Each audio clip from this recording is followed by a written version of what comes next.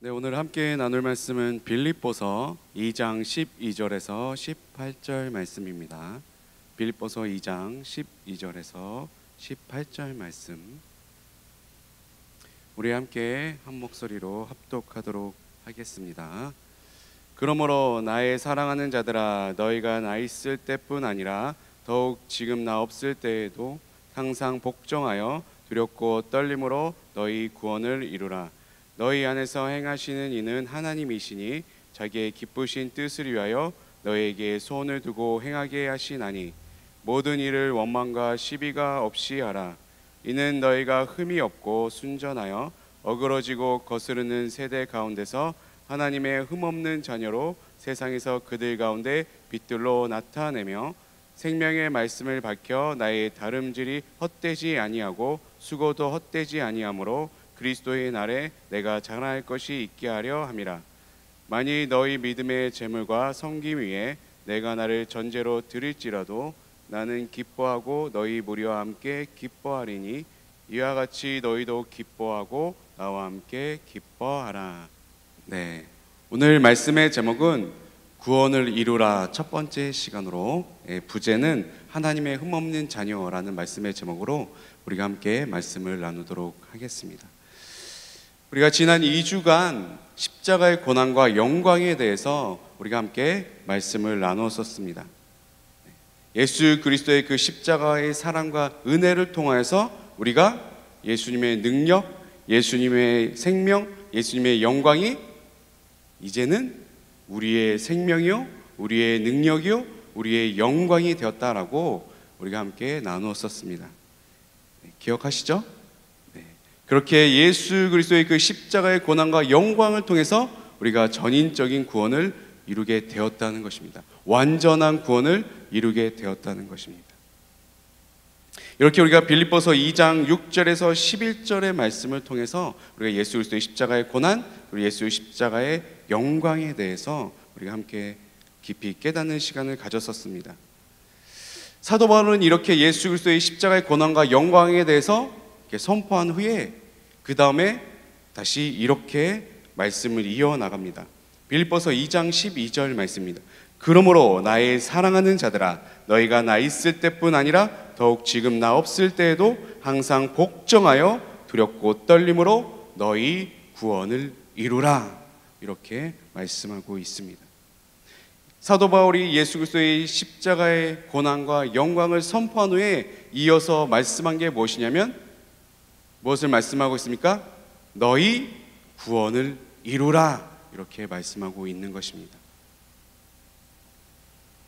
지금 사도 바울은 감옥에 갇힌 상태입니다. 그래서 이렇게 얘기한 거예요. 그러므로 사랑하는 자들아, 너희가 나 있을 때뿐 아니라, 너와 나가 같이 너희들과 신앙생활하고 있을 때뿐만 아니라 내가 지금 옥중에 있을지라도 나와 상관없이 구원을 이루라. 이렇게 말씀하고 있는 것입니다. 사도 바울의 그 믿음을 통해서 우리가 구원을 이루는 것이 아니라 오직 예수 그리스도의 십자가의 고난과 영광을 믿을 때에, 그것을 시인할 때에 우리에게 구원이 이루어짐을 지금 사도 바울은 선포하고 있는 것입니다. 오직 구원은 어디에만 있습니까? 예수 그리스도의 십자가에만 있다라고 지금 말씀하고 있는 것입니다. 여러분들은 구원을 이루었습니까? 네, 여러분들은 구원을 이루었습니까? 여러분들은 예수 그리스도의 십자가를 믿는 사람들이기 때문에 이미 구원을 이룬 자들이라는 것입니다. 그럼 우리는 예수 그리스도의 그 십자가를 통해서 구원을 이루었습니다. 그럼 구원을 이룬 자로서 우리는 어떻게 살아가야 될까요? 어떤 모습으로 살아가야 될까요? 빌립보서 2장 13절은 이렇게 말씀을 하고 있습니다. 우리 함께 읽어보도록 하겠습니다. 시작. 너희 안에서 행하시는 이는 하나님이시니 자기의 기쁘신 뜻을 위하여 너에게 소원을 두고 행하게 하시나니. 네, 구원을 이룬 자들은 어떤 삶을 살라고 지금 말씀하고 있습니까? 네? 하나님의 기쁘신 뜻을 위하여 살아가라 라고 말씀하고 있습니다. 하나님께 기쁨을 올려드리는 삶을 살아가라, 이렇게 얘기하고 있는 것입니다. 그렇게 우리가 하나님의 기쁘신 뜻에서 살아간다면 우리의 소원을 두고 행하여 주시겠다라고 말씀하고 있는 것입니다. 이 약속의 말씀이 여러분들의 삶 가운데 나타나시길 예수님의 이름으로 축원드립니다. 하나님을 기쁘시게 하여 드려서 여러분들의 마음의 소원과 기도의 제목들이 반드시 풍성하게 결실을 맺어가는 삶을 살아가시길 예수님의 이름으로 축원드립니다.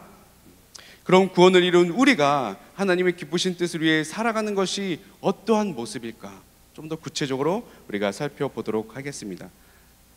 첫 번째는 이것입니다. 우리 함께 읽겠습니다. 시작. 하나님의 흠없는 자녀로 살아가야 합니다. 이것이 구원을 이룬 우리가 하나님을 기쁘시게 하는 모습이다라고 얘기하고 있습니다. 빌립보서 2장 15절 말씀입니다. 우리 함께 읽겠습니다. 시작. 이는 너희가 흠이 없고 순전하여 어그러지고 거스르는 세대 가운데서 하나님의 흠없는 자녀로 세상에서 그들 가운데 빛들로 나타내며. 사도 바울은 지금 시대에 대해서, 우리가 살아가는 이 세상에 대해서 지금 어떻게 얘기하고 있습니까? 어그러지고 거스르는 세대요 세상이다 라고 얘기하고 있습니다. 사도 바울은 이 표현 있잖아요. 어그러지고 거스르다, 이런 표현을 신명기에서 모세가 말씀했던 그 신명기에서 고인이 이렇게 따와서 인용하고 있는 것입니다. 신명기 32장 5절 말씀은 이렇게 말씀하고 있습니다. 그들이 야훼를 향하여 악을 행하니 하나님의 자녀가 아니요 흠이 있고 삐뚤어진 세대로다. 히브리어 원어와 헬러 원어를 같이 비교를 하면 같은 의미를 갖고 있습니다. 이 세대가 어떤 세대라고요? 어그러지고 거스르고 하나님 앞에 악을 행하고 또요 삐뚤어진 세대다, 이렇게 말씀하고 있는 것입니다. 이런 어그러지고 거슬리고 이 삐뚤어진 세대에서, 하나님 앞에 악을 행하는 이 세대에서 무엇을 하라고 지금 말씀하고 있습니까? 그 세대 가운데서 우리는 하나님의 흠없는 자녀로 살아가라라고 말씀하고 있습니다. 너무나도 우리가 실천하기가 어려운 말씀입니다. 지금 세상과 세대는 완전히 어그러지고 거스르고 하나님 앞에 악을 하고 삐뚤어져 있는 세대인데, 그 가운데서 전혀 흠없이 살아가라라고 지금 얘기하고 있는 것입니다. 어떻게 우리가 그렇게 살아갈 수 있을까요? 여기서 말하는 흠은 무엇일까요? 흠없는 자녀라고 하는데, 흠,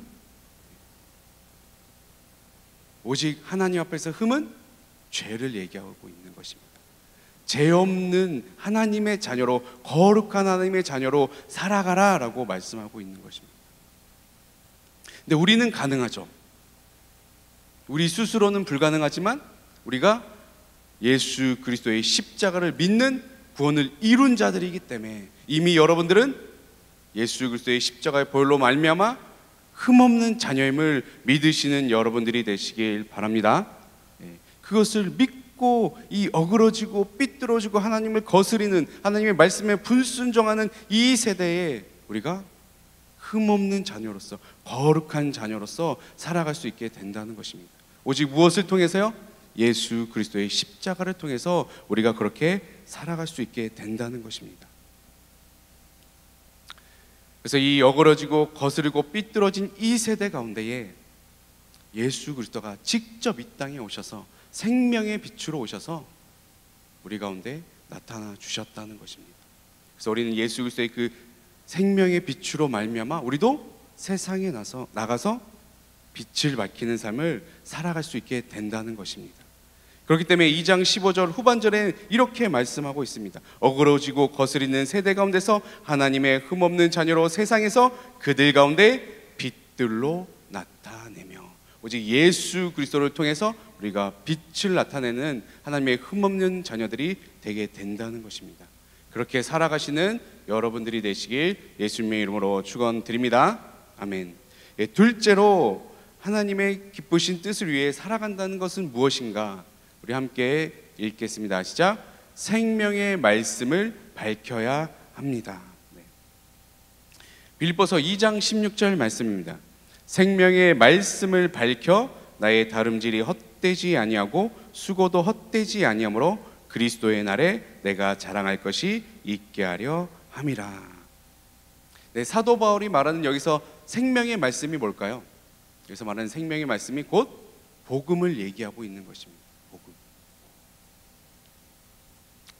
요한복음 1장 1절은 이렇게 얘기하고 있습니다. 태초에 말씀이 계시니라. 이 말씀이 하나님과 함께 계셨으니 이 말씀은 곧 하나님이시니라. 말씀이 곧 누구시라고요? 하나님이라고 말씀하고 있습니다. 우리가 생명의 말씀으로 세상 가운데 밝히기 위해서는 우리가 말씀이 우리 가운데 있어야 된다는 것입니다. 근데 말씀이 왜 생명이 되죠? 왜 생명의 말씀이 됩니까? 하나님이 생명의 근원이시기 때문에, 하나님께서 생명의 근원 되어 주시기 때문에, 그 하나님이 말씀이라고 말씀하시기 때문에 하나님의 말씀, 그 하나님의 말씀 안에 생명이 있게 되는 것입니다. 그래서 생명의 말씀이 된다는 것입니다. 요한복음 1장 8절은 이렇게 말씀하고 있습니다. 참빛 곧 세상에 와서 각 사람에게 비추는 빛이 있어나니, 이렇게 말씀하고 있습니다. 참빛이 어그러지고 거스리는 이 삐뚤어진 세대 가운데에, 하나님 앞에 악을 행하는 이 세대 가운데에 참빛이 오셨다라고 말씀하고 있습니다. 이 참빛이 오셔서 어떻게 했다고 말씀하셨습니까? 각 사람에게 다 비추어 주셨다라고 말씀하고 있습니다. 여기서 말하는 참빛이 누구십니까? 바로 예수 그리스도를 말씀하고 있는 것입니다. 요한복음 1장 14절은 이렇게 말씀하고 있습니다. 말씀이 육신이 되어 우리 가운데 거하심에 우리가 그의 영광을 보니 아버지의 독생자의 영광이요 은혜와 진리가 충만하더라. 예수님께서 참빛으로 이 땅에 오셨는데, 참빛이 되어서 세상의 빛으로서 우리를 비추어 주셨는데, 어떻게 비추어 주셨냐? 말씀이 육신이 되신 모습으로 이 땅 가운데 오셨다는 것입니다. 그렇기 때문에 우리가 예수 그리스도가 이 땅에 오심으로 말미암아 우리의 빛이 되어 주셔서 우리를 구원에 이르게 하셨다는 것입니다. 그것이 생명의 말씀이요 곧 복음임을 믿으시는 여러분들이 되시길 예수님의 이름으로 축원드립니다. 아멘. 그렇기 때문에 우리도 예수님처럼 구원을 이룬 자로서 세상 가운데 하나님의 말씀, 그 생명의 말씀, 그 복음의 소식으로, 그 기쁜 소식으로 복음을 전하는 우리가 되어야 될 것입니다. 그렇게 복음을 전하는 데 쓰임받는 여러분들이 되시길 바랍니다. 아멘. 여러분들 D.L. 무디 목사님 다 아시죠? 네. D.L. 무디 목사님은 여러분들 잘 아실 것입니다. 이 D.L. 무디 목사님에게 어떤 사람이 질문을 이렇게 했습니다. 전도함으로써 이 악한 세상을 변화시킬 수 있습니까? 이렇게 질문을 했다는 거예요. 전도함으로써 이 악한 세상을 변화시킬 수 있는가? 그랬을 때 D.L. 무디 목사님이 이렇게 대답을 하셨습니다. 하나님은 나에게 전 세계를 개혁하라고 하지 않으셨습니다. 세상은 도저히 구할 수 없는 난파선과 같습니다. 그렇지만 하나님께서 주신 구명대로, 구조선으로 가능한 한 많은 사람을 그 구조선에 태우도록 저는 노력할 것입니다. 이렇게 고백했다는 것입니다. 이 어그러지고 삐뚤어진 이 악한 세대를 우리가 다 변화시킬 수는 없지만, 난파석과 같아서 우리가 어떻게 할 수는 없지만, 예수님이 주신 그 복음으로 그 구조선이 되어서 가능한 한 어떻게 하라고요? 많은 사람을 구조선에 태워야 된다는 것입니다. 그 구조선이 어디입니까? 바로 노아의 방주요 이 주님의 몸된 교회라는 것입니다. 이 교회로 가능한 한 많은 사람을 인도하는 데에 쓰임받는 여러분들이 되시길 바랍니다. 그것이 생명의 말씀을 밝히는 자의 모습이 될 것입니다. 우리가 제1차, 2차 영혼구원잔치를 했잖아요. 몇 명이 왔죠? 우리 아이들까지 합쳐서. 제가 이번에 정리를 해서 보니까 29명이에요. 29명. 그 중에 아이들이 거의 10명 정도 되고 19명 정도가 새로 왔어요. 주위를 둘러보세요. 19명이 있습니까? 몇 명밖에 없잖아요. 근데 여러분들이 생명의 말씀을 전해서 그들이 왔습니까? 여러분들이 생명의 말씀을 전해서 온 숫자는 그 중에 3분의 1밖에 되지 않습니다. 그럼 3분의 2는 하나님께서 우리에게 보내주셨다는 것입니다. 우리가 여러 모양으로 기도하고 나가서 복음을 전했을 때에 다른 모습으로 많은 청장년들을 보내주셨다는 것입니다. 그럼 우리 보내주신 그 영혼들을 우리가 어떻게 해야 됩니까? 하나님이 직접 이 구조선에 태우셨어요. 우리가 태운 게 아니라. 그럼 그 구조선에서 나가지 말게는 해야 될 거 아니에요.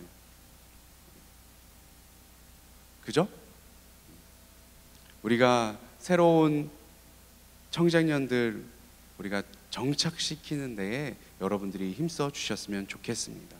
하나님이 보내주신 그 생명들을 잃지 않는 여러분들이 되셨으면 좋겠습니다. 꼭 그렇게 해주시길 바랍니다. 그래서 5월 달에는 새신자 대신방을 할 것입니다. 우리 지역장님들이 잘 조사하셔서 저에게 알려주시길 바랍니다. 그러면 제가 대신방을 하도록 하겠습니다. 이거는 우리 청장년만 하는 것이 아니라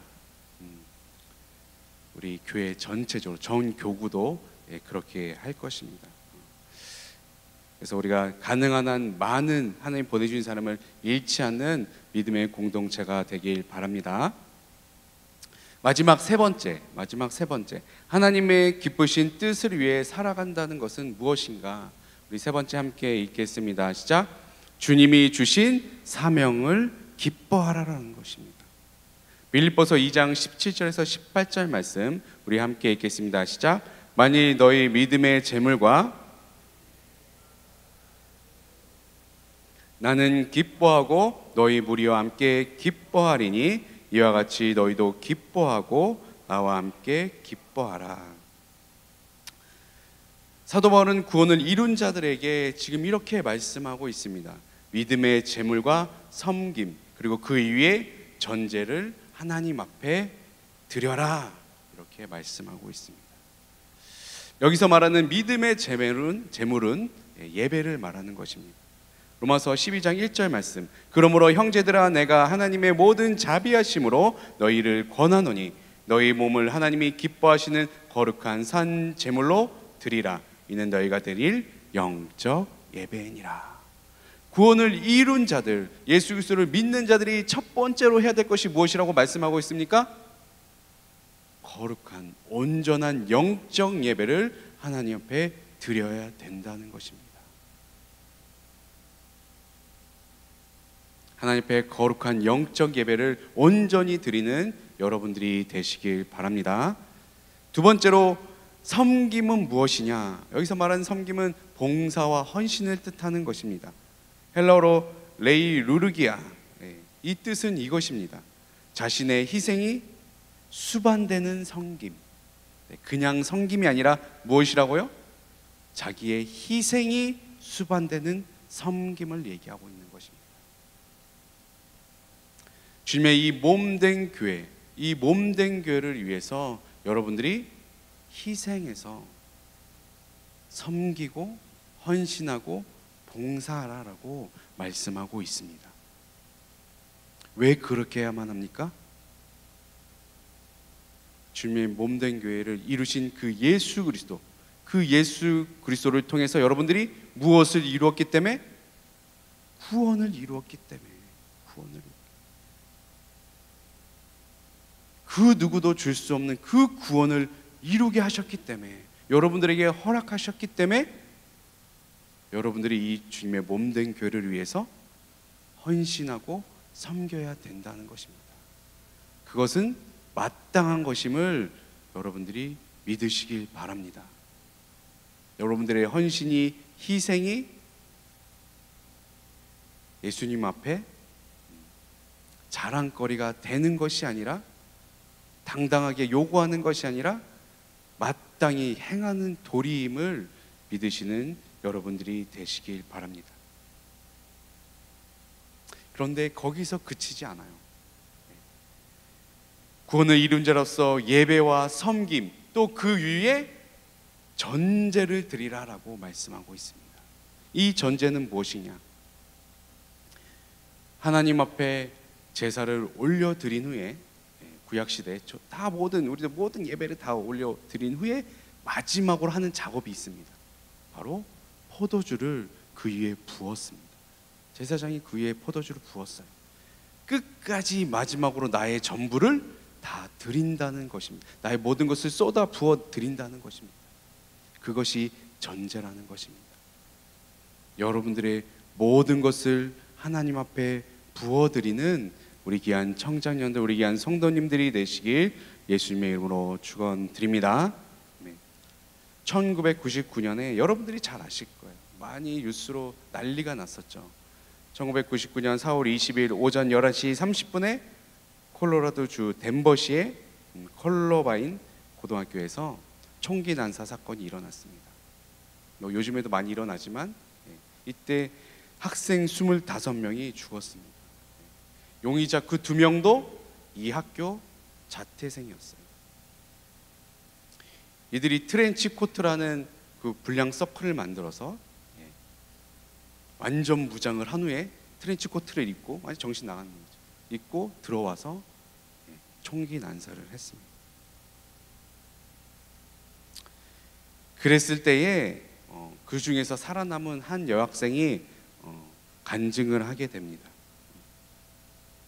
그 내용을 우리가 유튜브 영상을 통해서 한번 보도록 하겠습니다. 지금 총기 난사가 막 일어나는 지금 순간이에요.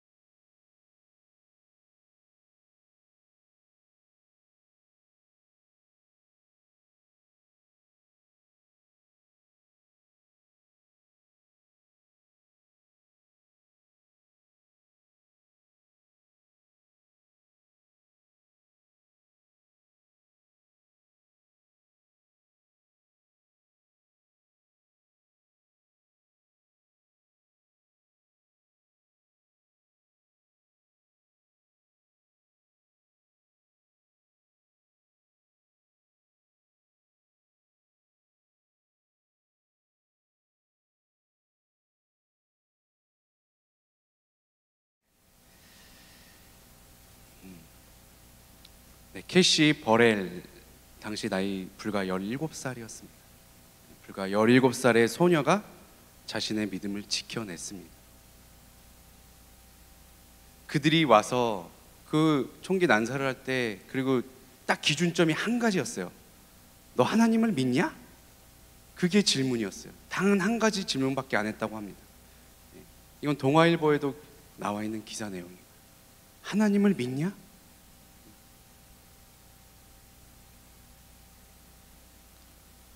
그때 캐시 버렐이 이렇게 얘기합니다. Yes, I believe in God. 그래, 나는 하나님을 믿어. 그 고백과 동시에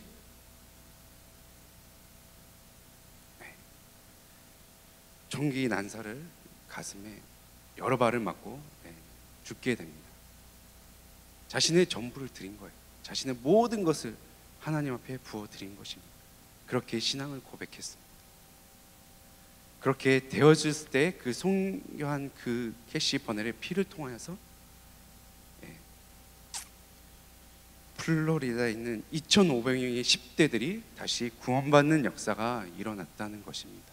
전 세계에 다시 나는 하나님을 믿습니다라는 티셔츠를 입고 하나님 앞에 기도하고 울부짖었다는 것입니다. 이 어그러지고 거스르고 하나님 앞에 악을 행하고 이 삐뚤어진 세대와 이 세상 가운데 여러분들은 나아가서 여러분들의 신앙을 고백하고 있습니까? 나는 하나님을 믿습니다.